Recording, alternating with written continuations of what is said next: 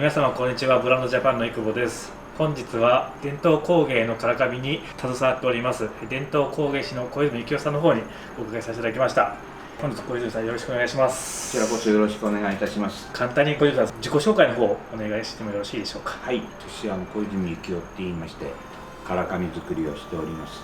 我が家は嘉永年間に日本橋通り3丁目で創業した唐紙屋からしの初代小泉七五郎から始まっております。ありがとうございます。本日こちらの5点につきましてお話の方を進めさせていただければと思います。まず1つ目なんですけども、伝統工芸の唐紙に従事されたきっかけが1つになりまして、2つ目が伝統工芸の唐紙の歴史で、3つ目がですねこだわりの一品で、4つ目が今後についてで、最後に販売作品のご紹介というところでこの動画の方を進めさせていただければと思います。よろしくお願いします。それではまず1つ目から入りさせていただければと思います。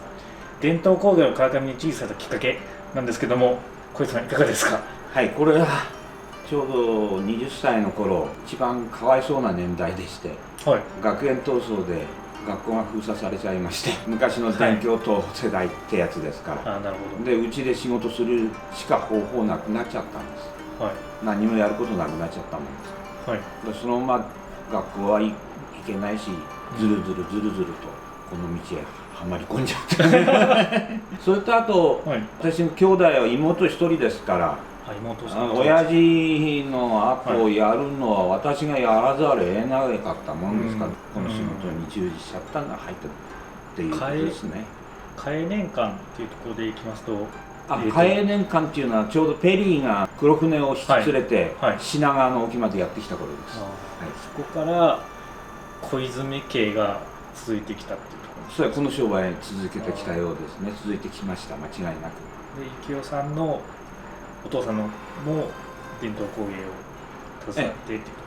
と、親父の方が本当の伝統工芸ですよね。私はこの道入った時は量産が多かったですから、で今その量産物もあんまり出なくなっちゃったから、伝統工芸の比重がずーんと上がっちゃいましたんで。その量産型と伝統工芸の違いでいきますと、量産型っ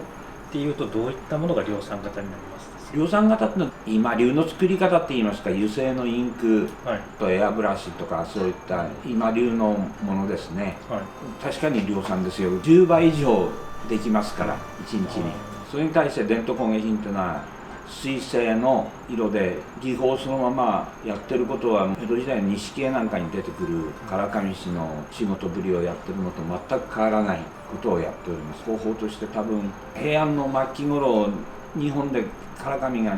国産になった頃からずっと同じことやってるんじゃないかと思いますね。材料も方法も。ありがとうございます。2つ目なんですけども、伝統工芸の唐紙の歴史というところで唐紙についてちょっと教えていただければと思うんですけども。はい、唐紙っていうのは唐っていう字が使われてます。これは唐の時代に、中国が唐って言ってた時代に日本へ来たから唐の紙だから唐紙と。でこれは今のようなこういう大きな紙じゃなくて、この12分の1ぐらいの大きさの紙だったってことを聞いてます。それから用途はお経を書いたり、日本では和歌書きましたけど、お経なんかもそうなんですけども、そういったものと一緒に中国から来たようです。最初は和歌なんか書いてた英宗漁師だったものがいつの間にか屏風だとか襖に使われるとか、安土桃山あたりからですけどね、襖なんか出てくる。昔は襖とかに使われて、平成令和になって作られるものっていうのも変わったりっていうのをされてます。この技法を生かしてですね、例えば私どもでは小物に使ってノートだとか、御朱印帳だとか、そんなものを作ったりしております。なるほど。じゃあ時代に合わせてそうですね。要するに唐紙っていうのは要するに襖に使うから唐紙じゃなくて、唐紙ってものを襖にしたものが襖なんですよ。だから屏風にすれば屏風なんです。ありがとうございます。それでは3つ目になるんですけども、こだわりの一品っていうところでどうですか、小泉さん長年やられてこられて、こだわりの一品っていうところでいくと、こちらの方のものをご紹介させてもらえばと思うんですけども。これもうちで一番大きな版を使って、これは珍しい版なんですけど、普通は縦に送っていくんですけど、これは横に送って、横ですね、こっちとこっちに送って、2回で1枚の襖作っちゃいます。これをこう、そうです。これでここに絵の具をつけて、この上に紙を当てて、これを手で上をなでて写し取るっていう形を、それをこっち側でこっち側とこっち側をやって、2回で作っちゃいます。先ほどその縦と横で違うって言ってたんですけど、もう一個はぎ出してよろしいですか？ぜひ、大丈夫です。普通の襖ですと、普通の襖を作るときは、こういう目でこう送っていくんですね。要するに模様はこういうふうに送ってつなぎます。こう、縦にやるんですね。なるほど。だからこの版には、この長いまま6尺の長さありますから、これをこことここで送って2回で作っちゃいます。普通の縦に送るのですと、だいたい5回ぐらい送る。5回ぐらい縦に送らなきゃなんないんですけど、これはたった2回で。2なんですね。なるほど。ありがとうございます。今まではこういっぱい5回ぐらいやられてて、これはこだわりでこう横に2回で済んでしまいますね。これ珍しい版です。つなぎ目とかっていうのは経験がいるところになるんですか？これ寸法で送っちゃいますから、経験もいりますけども、寸法を間違えなければ大丈夫かっていうわけですね。こだわりの一品っていうところでこの横にするのが、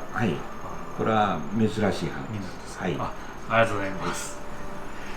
じゃあ4つ目なんですけども、今後についてなんですけども、その息子さんが2人おらっしゃるというところで、あとはご自身のところで今後のなんか目標とか夢とかっていうのは何かありますか？なんとかね、彼らに技術をもっと渡していくっていうかな、いきたいなとは思ってますね。そのためにはどうしなきゃならないかってことでいろいろ考えてるんですけれどね、だんだん需要が減ってきますからね。